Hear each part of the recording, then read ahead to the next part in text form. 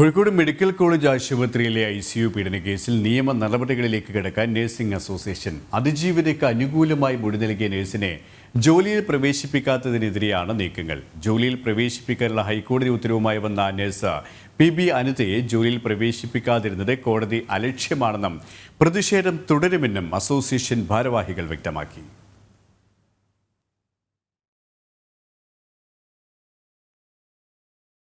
അതിജീവിതയ്ക്കനുകൂലമായി മൊഴി നൽകിയതിനു ശേഷം കഴിഞ്ഞ നവംബർ 28-ന് അനിതയെ മെഡിക്കൽ വിദ്യാഭ്യാസ വകുപ്പ് ഇടുക്കി മെഡിക്കൽ കോളേജിലേക്ക് സ്ഥലം മാറ്റിയിരുന്നു.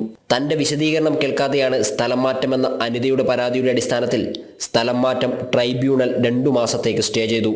തുടർന്ന് അനിതയുടെ വിശദീകരണം കേട്ട ട്രൈബ്യൂണലും സ്ഥലം മാറ്റത്തെ ശരിവച്ചു.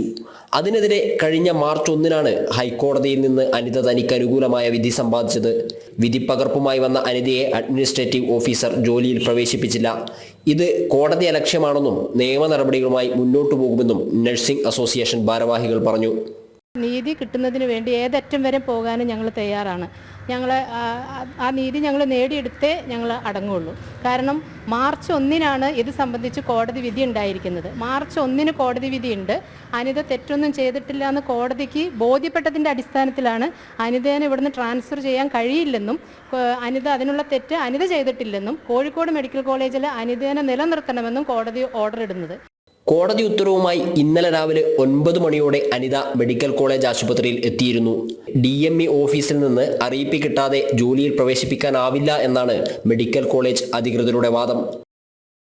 ജനം, കോഴിക്കോട്.